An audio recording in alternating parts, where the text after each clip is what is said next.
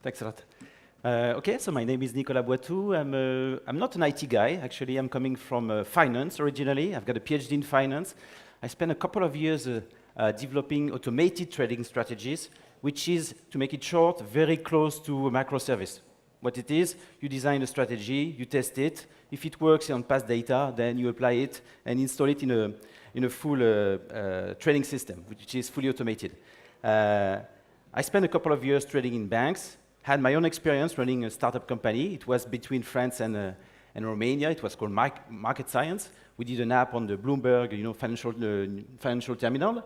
And I ended up working for Societe Generale, European Business Services in Bucharest for 1.5 years now. I'm an IT manager, and I'm in charge of what we call the continuous learning program. I'm in charge about the innovation in IT, and I'm acting also as a kind of super BA when it is required. I'm going to talk about a subject I find very, very interesting and probably very suited for this type of conference. I'm going to talk about microservices, containers, okay, so that buzzwords, but I'm going to emphasize the drawbacks of all that. I'm going to obviously give you an overview of all the benefits, but probably that you all know about that already. But I'm going to emphasize what is now the pain point about adopting this architecture, these new tools that everyone is talking about in the community. And especially I'm going to emphasize the point where you are not starting a project from scratch, but you have already a lot of legacy. Sometimes, so you have already like project running in production for a couple of years. You have teams that are well established. You have a business that is running, that is profitable. So what's the point changing? So I'm going to talk about adopting containers, microservices, the benefits and drawbacks in a brownfield situation, where actually we do have something that is existing. Okay? So microservices. To make it short, everyone knows about that. It's a collection of small, independent, stateless services. So we talk originally about monolithic application, and we move to something that is much more distributed. From a developer perspective, this has a lot of benefits. You can move and release independently, you can release frequently, you can manage your own time. So it means that all the benefits of that are shorter development time, you increase the security of all the deployment process, especially you don't have one single database in production that if it crash the whole system. The system will be highly scalable and probably exhibit better performance overall if it's run properly, okay? One very interesting feature, if we talk about continuous delivery and DevOps, is the fact that if you adopt a microservices architecture, every team is now fully has the ownership of the microservices it runs. So it means that people are more, closer to their business than in a very large monolithic application where probably it can be a bit abstract, a bit distant for everyone. So overall, if you think about that closely, microservices have a lot of good design principles. We can think about the fact that they are autonomous, so loose coupling. If they are well designed, business domain centric. I will come back to this point later on. So it means that if the business requires some change, we will be very fast to respond. And if properly designed, once again, it will be resilient to failure, to any type of failure that we can think about, okay? So from a developer perspective, it seems that we have a lot of benefits adopting microservices. From an operational perspective, it's a bit more complex, and actually I'm going to come back on that more precisely later on in the application. Why? Because the whole systems start to be distributed, and in this case, it means that monitoring the whole systems becomes far more difficult than what it used to be when you had like one single app, one single monolithic application. If we add on top of that the fact that all the microservices are now encapsulated, they are in containers and hosted in different machines, well, the stuff starts to be a bit more difficult to handle, obviously. Okay? Then, let's move on with the Docker, more generally about containers in a DevOps perspective. Sorry. So it seems that Docker and any type of containers are now the legitimate tool if you want to adopt continuous delivery. Why? Because essentially, it means that you want to release often, fast, and independently. So containers looks like the new tool that we need to integrate in our toolbox in order to make it work properly. Why? Because speed is king in continuous delivery, and if properly designed, your continuous integration, continuous delivery pipeline can be fully automated. I'm thinking about Jenkins. I'm sure that everyone is well aware about that, and you can mix Docker tools with Jenkins quite easily, so that you can go further in your automation beyond the simple, let's say, classic build, test, release, and go even to deployment in production. So that's quite interesting. Another benefit from the operational perspective of containers, the fact that it's scalable. You can create, start, kill any containers at will. It's going to be very fast, very quick. And from an ops perspective, well, it means also that you only pay for what you actually use. So if we compare the now traditional virtual machine cloud architecture, it means that we have an operating system running on each virtual machine, which is kind of heavy. It's kind of difficult to deploy and implement and set up. While if we talk about an architecture based on containers, well, these containers have their own operating system, but it's much lighter. And in this case, we have we can start them very quickly. They are light, so there are a lot of benefits that we can think about that. So the buzz. The buzz is not coming from anywhere, from nowhere, sorry, on containers and on Docker specifically, but we'll see that it's not always the best solution, okay? Okay, now the challenges. So let's think about where we start from. So we start from monolithic application. So we want to, let's say, cut this application, slice it into microservices so that we find the architecture that is suited for our need. And we would like to shift from a virtual machine VM setup to containers. So once again, if we were to start a company and we have high expectation in terms of growth, in terms of connection to our service, the obvious choice would be to use, microservices architecture and containers right from scratch, okay? If we are a company that exists for some time now with some legacy, the question becomes a bit more tricky, because once again, the question is, okay, can we migrate? How can we migrate? What's going to be the path? Who starts first? What shall we do? How shall we handle this migration? Okay. Monolithic to microservices. Let's analyze that together. There are two factors that we can think about. First of all is the migration of the database. Which in our case is one single database, and so far, if we change just one column in this database, it may have an impact, and it may have a strong impact, and it's going to be difficult. The second point is to slice our existing monolithic application into services, and we're going to make sure that they're going to be now more in line with the business domain. That's what is emphasized in this smaller chart, a smaller graph, sorry.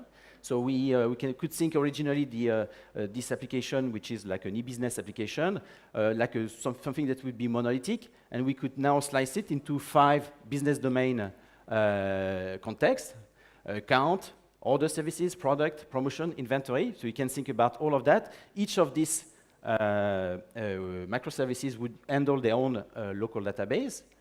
And we would have this API gateway as some form of load balancer, and the order will be coming from the front end, the original front end. Okay. Okay. So if we think like that very easily, very quickly, you seem that okay, it's not too difficult. But let's assume now that we have let's take an example, an application that is running like thousands and even maybe millions of lines of code. It starts to be very difficult to implement this type of migration from monolithic to microservices. So probably that the path would be to say, okay, we're going to move incrementally, meaning that we're going to take one domain, we're going to try to find the bounding context of it, and we're going to try to make it a microservice. And the rest will stay as a monolithic application for some times. Oh, yeah, but hold on. This microservice is using static data, and the rest is using also static data, so it means that we're going to have to think about that. Whoa, it's going to be complicated. So maybe we're going to have to, let's say, encapsulate all this static data into something that will be specific, like another microservice. Oh, so it means that a lot of things need to be think ahead. Concretely, in our example, in our case at Societe Generale, we tested already few applications that are fully now microservices oriented and with containers. But it happens that for small applications, it's easy to handle. For very large applications, let's assume that applications which already have like millions of lines of code, it starts to be more difficult. Huh? Now, let's talk a bit about what are the costs of microservices, and I'm using for that a very interesting presentation I followed from Uber when they started from scratch, let's say a couple of thousands of services to 1,000, even more services that they are running currently.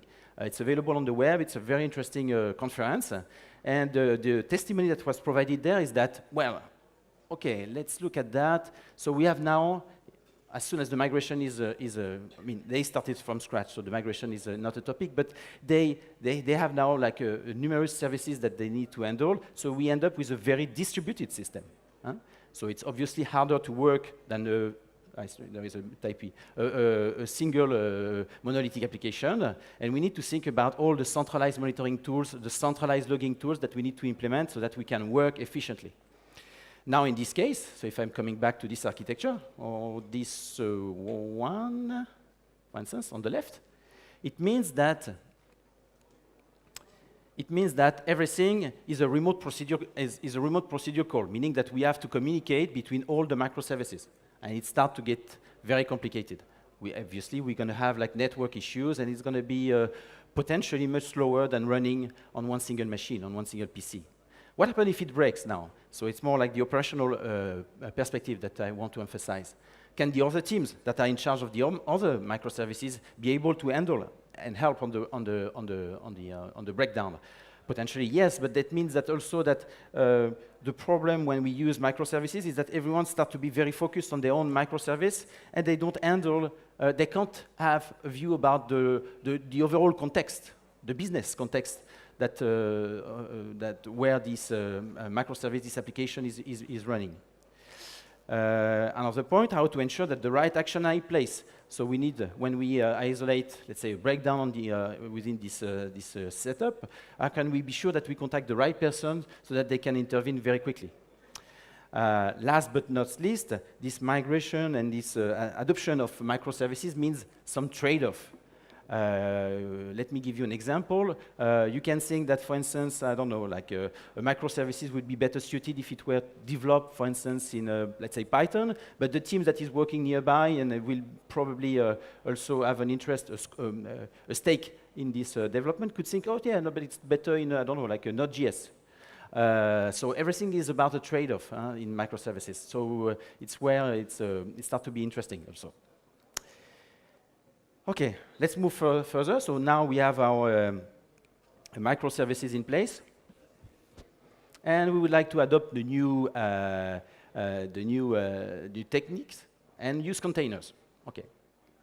So far we are reusing virtual machines. They are standardized, mature. The IT guys, they know very well about all these tools, and you can get the support that is being required for production. That's very fine.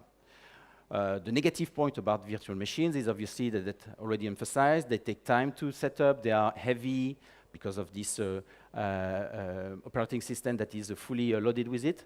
They use a lot of resources, and so they are costly. Containers, on the other side, and I'm referring here from the very interesting blog of the hftguys.com, has a lot of pro. We already emphasized. It's light, easy to start, easy to kill. Well, it looks like a very interesting new tool.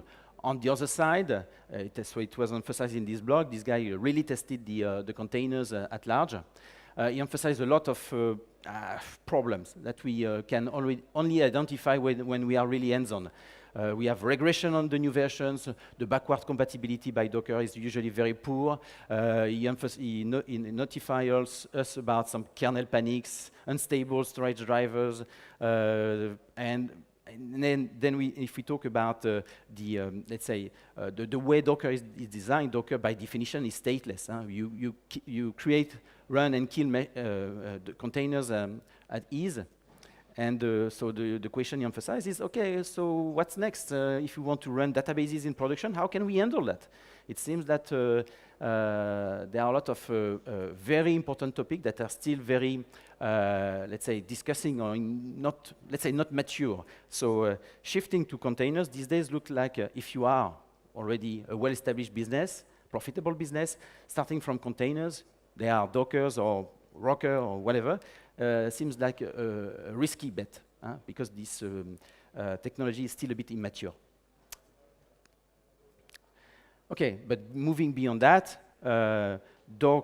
containers are, as you know, they are more and more commodities, meaning that they are open source, so you don't make money.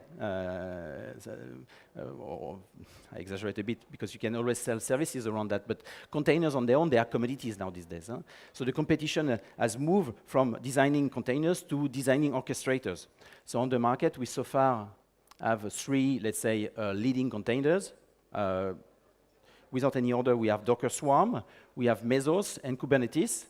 So the last 2 are open source, and Kubernetes is attracting a lot of interest, knowing that it has been developed originally by Google, and probably is getting a lot of interest from the community. So a lot of development are ongoing on the Kubernetes. So that's where the competition is migrating.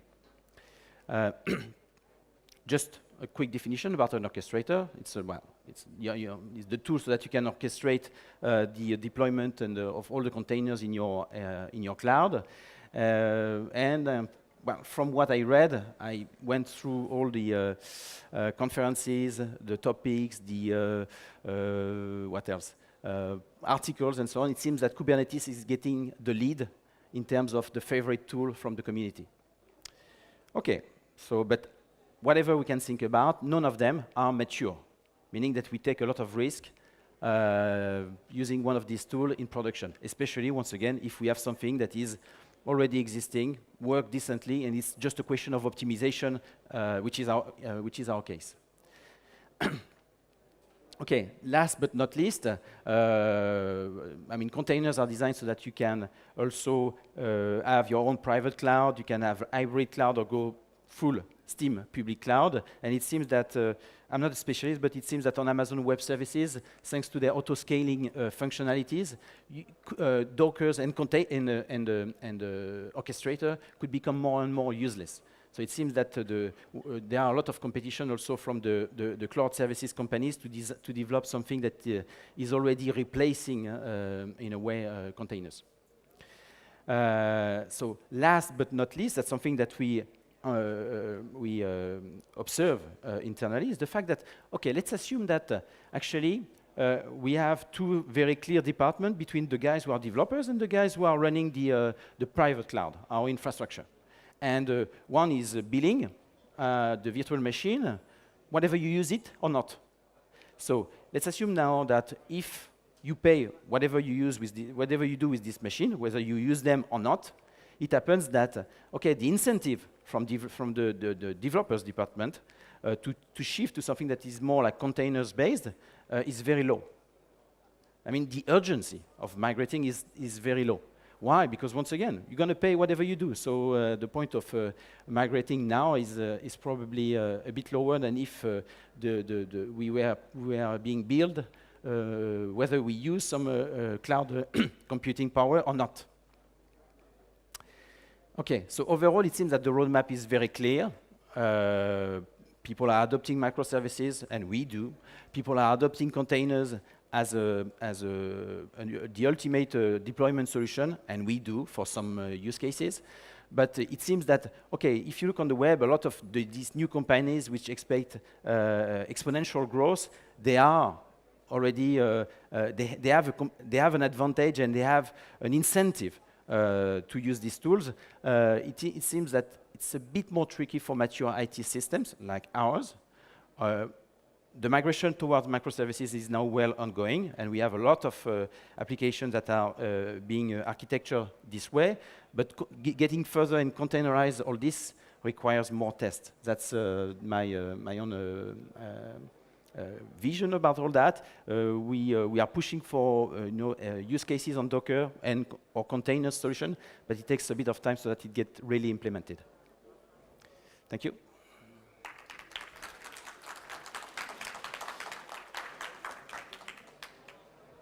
Yeah, we can take some questions, yeah, eventually.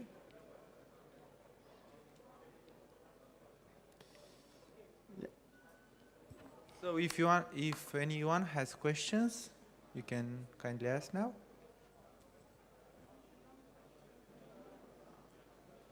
Okay. I have a question myself. Please do.